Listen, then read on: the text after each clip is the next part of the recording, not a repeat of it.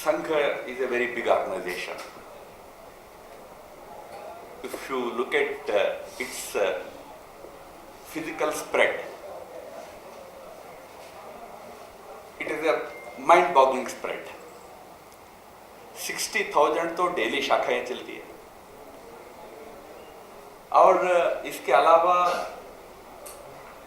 Hundreds of thousands में projects चलते हैं। कम से कम 1 मिलियन किसी ना किसी रूप में संघ का रेस्पॉन्सिबिलिटी होल्ड करने वाले फंक्शनरी है। संघ के डायरेक्ट रीच में कम से कम 30-40 मिलियन लोग होंगे डायरेक्ट रीच में, यानी संघ का कार्यकर्ता प्रचारक उसके घर में चले जा सकते हैं, ऐसे रीच में होंगे। इनडायरेक्टली संघ का रीच देखना चाहेंगे तो विद्या भारती के अपने ही तो 30,000 स्कूल है। वनवासी कल्याण आश्रम सुदूर क्षेत्रों में काम करता है। इतना व्यापक, लगभग देश के आधे समाज तक जिसका सीधा पहुंच है। Half of Indian society is directly indirectly linked with RSS work at some level. 10-15 crore families इस देश के अंदर किसी न किसी रूप में संघ से जुड़े हैं। संघ की जो 100 साल की यात्रा है उसका नतीजा इतना बड़ा है। तो जब संघ के क्रिटिसिज्म के बारे में हम सोचते हैं तो 2 पक्ष ध्यान में रखना है। एक, there are critics, no doubt. Not all those critics are not informed properly about RSS. There are many of them very well informed, yet they want to be critics. One aspect. But never forget, there is half of India which today stands by RSS. इतना बड़ा संगठन है। यहां जो बैठे हैं इतने प्रबुद्ध लोग हैं। यह आरएसएस के विचार और इनका आचार दोनों के साथ समर्थन रखने वाले हैं। एक बहुत बड़ा वर्ग देश में, दुनिया में आज है।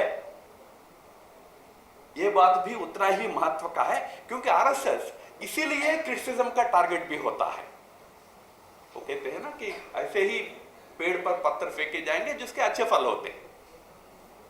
This is a successful organization, growing organization, influential organization. That is why it attracts criticism from some quarters. तो आज आरएसएस ऐसे स्थिति में है कि क्रिटिक्स को गुस्सा से नहीं बट समझदारी और प्यार से समझाने को तैयार है, क्योंकि behind us this is that 100 year successful journey friends. If we are bad, probably this nation, this country, this society would have rejected us on day one. हम महत्वपूर्ण काम कर रहे हैं। देश, धर्म, संस्कृति के लिए काम करने वाला संगठन है, इसलिए समाज इसके साथ खड़ा है। क्रिटिक्स है तो उनकी तरफ हमारा देखने का दृष्टि यही है को आपको समझना और होगा। इसलिए ऐसे कभी किताब आज बाहर आना भी चालू हो गया है। नहीं तो as you know, as it was mentioned earlier, Sangh प्रसिद्ध परांगमुखता पर विश्वास करता है। संघ इश्यूज पर बोलता है। संघ देश, धर्म, संस्कृति के मुद्दों पर बोलता है, अपने बारे में नहीं बोलता है। हमने कैसे कॉन्फ्लिक्ट रेजोल्यूशन किया, Sangh never likes to talk about those things. पर आज जो संघ को नजदीक से देखा है, संघ में काम किया है, वे लोग उस डायमेंशन को भी देश और समाज के सामने लाने का कोशिश कर रहे हैं। और इसमें मेरे लिए खुशी की बात है क्योंकि आपने रेजोल्यूशंस पर लिखा है, तो मैं 10 साल हमारे संघ में एक रेजोल्यूशंस कमेटी होती है, उसमें काम किया। तो अभी हमारे प्रदीप जोशी जी यहाँ बैठे हुए हैं, संघ के अखिल भारतीय सह प्रचार प्रमुख है। वो आजकल उस काम को वो देखते हैं। जब मैं 14 में मैं बीजेपी में चला गया, बाद में अरुण जी वगैरह देखते थे, आप देखते थे, अब हमारे प्रदीप जी देखते हैं। तो एक वेल स्ट्रक्चर्ड एक्टिविटी है रेजोल्यूशंस को पास करना। काफी चर्चा होती है, कभी और समय का विषय है, कैसे कैसे उसमें चर्चाएं होती है, कितने विस्तार से चर्चाएं होती है, जो उसको प्रस्ताव रखने वालों को कितना एक्सेस करना पड़ता है कन्विंस करने के लिए। पर एक बात मैं आपके सामने रखना चाहूंगा, संघ इन रेजोल्यूशंस और उनके अनुवर्तन में जो काम किया देश के अंदर, मुख्य रूप से कुछ डायमेंशंस को, जैसे इस किताब में रतन जी ने भी हाईलाइट किया, कश्मीर के अंदर, पंजाब के अंदर, नॉर्थ ईस्ट में, जिस पर हमने केवल भाषण नहीं दिया, we did not merely pass resolutions, we did lot of follow work.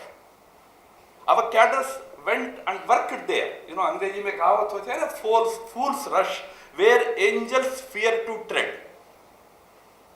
यानी देवी देवता भी जहां जाने से डरते हैं वहां मूर्ख भाग कर जाता है.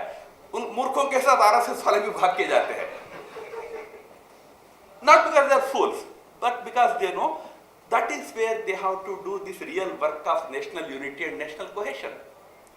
ये काम करने के लिए जो आरएसएस के उससे प्रयास होता है वो इस रिजोल्यूशंस के माध्यम से सामने आएगा, बट जो ग्राउंड में प्रयास है बहुत महत्वपूर्ण है.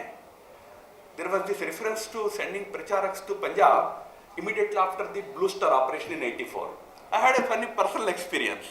मैं 1981 में प्रचारक आया था, तो मेरे साथ we were a big batch of about 30-35 people in Andhra Pradesh who became प्रचारक. We were a batch like IAS का बैचेस होते हैं ना, हम सब 81 बैच है. तो हमारे बैच में एक हमारा साथी प्रचारक होता था, बहुत खाता था. He was very fond of eating, so he would go to any house. हम तो खाना घरों में खाते हैं, तो he would go to any house and बहन जी को बिठाता था. बहन जी आप परोसने का कष्ट मत करो, बैठो गपशप करेंगे. अच्छा गपशप भी करता था. अच्छा गपशप में बहन जी को बिठा के गपशप करते करते पूरा खाली कर देता था. तो बच्चे स्कूल से आते थे तो कुछ बचता नहीं था. तो ऐसे ऐसे अच्छा खाने वाला प्रचारक था. तो 84 में जब पंजाब को भेजने का विषय आया था तो हमारे प्रांत में तय हुआ कि इसको भेजना है. Punjab is famous for good parathas and all that. तो आंध्रा से भेजो इनको. 84 में he went to Punjab. He is still there in Punjab. Through the thick and thin of Punjab's social upheavals dynamics, he served there, going from Andhra Pradesh, not knowing the language, probably never eaten a paratha in his life before he went to Punjab, because 80s में आंध्र में पराठा होता नहीं था. भोजन मालूम नहीं, बाकी चीज मालूम नहीं, and going to a place which is full of so many difficulties. RSS के कैडर्स मारे गए थे बहुत सारे. बट आज भी मैं मिलता हूं, देखता हूं तो उतना ही आनंद से रहता है जितना वो 80s में रहता था. तो ऐसे बड़े बड़े प्रयास साइलेंटली आरएसएस के कैडर्स ने की है. उस प्रयास पर हमने प्रस्ताव करते थे. इन प्रयासों के दो आधार मात्र मैं बताता हूं, बाद में माननीय अरुण जी का मार्गदर्शन मिलेगा. दो आधार होते हैं इन प्रयासों के पीछे. एक हमारा आरएसएस का कन्विक्शन है कि हमारा काम समर्थकों को जुटाना नहीं है. देश के जो कठिन परिस्थिति है उनको बदलने के लिए उनके बीच में जाकर काम करना, ताकि देश की यूनिटी अखंडता एक रहे. It's not just to collect वावा बोलने वाले, तब तो हमको तो ऐसे ऑडियंस में ही रहना है. जहां विरोध है वहां जाकर वहां काम करना है, वहां देश की यूनिटी को पक्का करना है. ये पहला हमारा विचार होता है. दूसरा होता है जब आपको वो करना है तो आपकी मानसिकता ये होनी है कि आरएसएस के लिए कोई शत्रु नहीं होगा. There is no enemy for RSS. Yes, you go and work in most difficult area, but there those who are supposed to be the difficult people, they are your constituency. You have to talk to them, reach out to them, bring them to your school of thought, your understanding. So he is not your enemy. वहां जाके उनके खिलाफ प्रचार करने के लिए हम नहीं जाते. ठीक है, पॉलिटिकल एस्पेक्ट में बाकी जगह होता है. आजकल जो हम बहुत ज्यादा, जिसको यूएस में कैंसिल कल्चर कहते हैं ना, उस कैंसिल कल्चर को हम हमारे बहस में आज ला रहे हैं ना. मैं इतना कह देता हूं, संघ की पद्धति नहीं है. 1985 में कोई फोटो मिल गया, आज वो देशभक्त है कि नहीं सर्टिफिकेट दे रहे हो. ऐसे लोगों के बीच में जाके काम करना कई लोगों ने किया है, सफल हुआ है, नहीं हुआ है कभी, मारे गए हैं. मैंने कहा ना हमारे कार्यकर्ता मारे गए हैं, पर मारे जाते जानते हुए क्यों गए हैं? क्यों? क्योंकि हमने माना कि उनको बदलना है ना, तब तो देश दृढ़ रहेगा ना. जो कन्विंस है कि देश एक है, उनको आप कितना प्रीच करोगे? और तीसरी मुख्य बात यह है कि हर व्यक्ति बदलता है, यह संघ का विश्वास है. कठिन से कठिन परिस्थितियों में भी काम करते समय हमारा एक्सपीरियंस यह है कि व्यक्ति बदल सकता है. उसके लिए काम करना है, वही संघ का असली असली काम है, असली कार्य है। जो कठिन परिस्थिति में है वहां भी हमने काम किया। आजकल कश्मीरी पंडितों का काफी चर्चा होती है, कश्मीरी फाइल्स के मूवी के चलते काफी एक मैटर ऑफ फैक्ट प्रेजेंटेशन उस मूवी ने किया है। हालांकि मैं देख नहीं पाया, ऐसा मैं रिव्यूज वगैरह में सुना, जितने लोग देखे वो सब ने कहा था। एक सिचुएशन हिस्टोरिक रियलिटी थी, कश्मीरी हिंदूज की वो फ्लाइट जो थी वो हिस्टोरिकल रियलिटी थी। उसका आज फिर ताजा करने का प्रयास आज इस मूवी के माध्यम से हुआ। आवश्यक है कि facts should be presented to generation after generation as facts. पहले भी हुआ था, मुझे याद है कि 1993 में when the issue was so very hot, pandits का माइग्रेशन हुआ 89-90 में, तो कैंप्स में रहते थे जम्मू में वगैरह, बहुत ही दयनीय स्थिति थी। उस समय अशोक पंडित ने एक डॉक्यूमेंट्री निकाली, and the world remained silent. दुनिया चुप बैठी हुई है, हम ऐसे हालत में है। उन्होंने मूवी निकाला, बाद में भी मूवी आई है, क्रिटिसिज्म होता है, ठीक है, उसने ठीक नहीं प्रेजेंट किया, इसने ठीक नहीं प्रेजेंट किया, होता है। उस इश्यू को जनरेशन आफ्टर जनरेशन पहुंचाने का प्रयास मीडियम्स के द्वारा हुआ है, फिल्म मीडियम से, डॉक्यूमेंट्री मीडियम से हुआ है, किताब आए हैं। Our Moon Has Blood Clots, किताब आया है, लोगों को पानी आंखों में आंसू लाया था। पर ये सारी प्रक्रिया में वहां रहकर उनके बीच काम करते हुए उनको भी आवश्यक मदद भी करना, और साथ ही साथ इसका लॉन्ग टर्म सॉल्यूशन के बारे में काम करना, ऐसा भी करने वाले हजारों स्वयंसेवक रहे।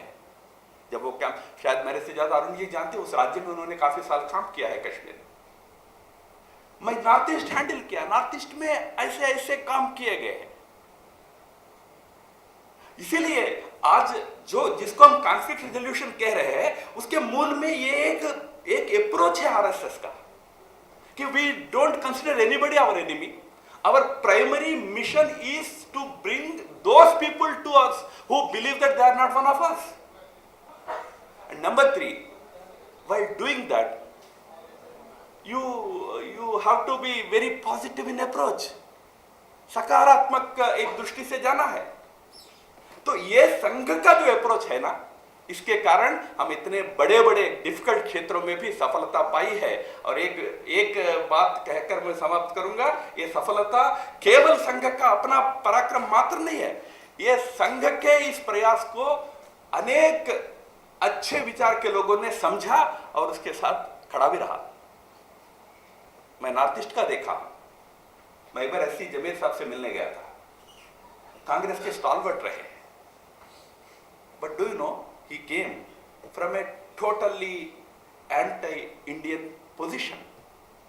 He was a part of that freedom movement period, Naga movement, which always believed that Nagas were a separate nation, we should remain as a separate nation.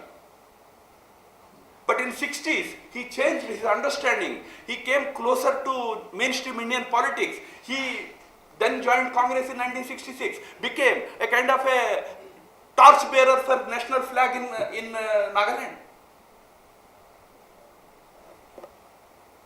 Nagaland में, अरुणाचल में, मेघालय में, नॉर्थ ईस्टर्न स्टेट्स में नेशनल फ्लैग पकड़कर खड़ा होने वाले ऐसे बहुत लोग आजादी के बाद रहे हैं।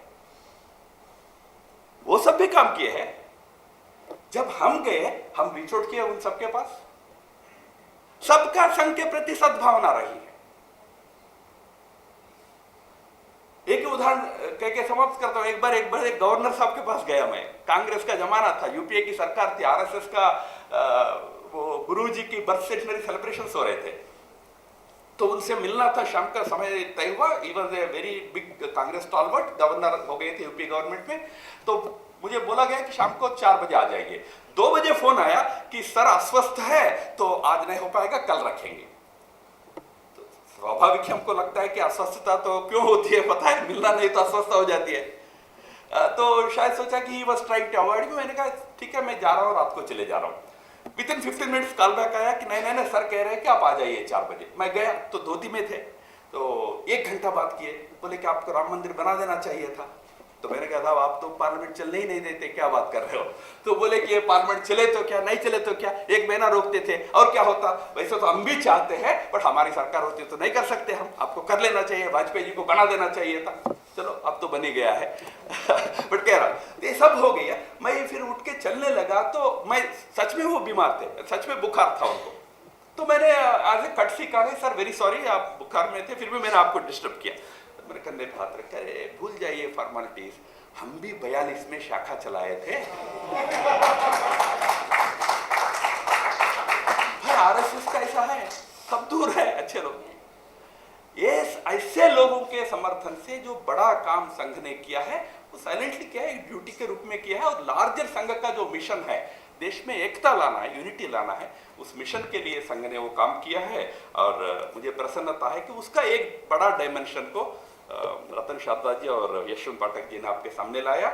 आज इस कार्यक्रम में शामिल होने का मुझे जो अवसर मिला है उसके लिए मैं अपने आप को भाग्यशाली मानता हूँ। रतन जी को उसके लिए धन्यवाद देते हुए विराम लेता हूँ। नमस्कार।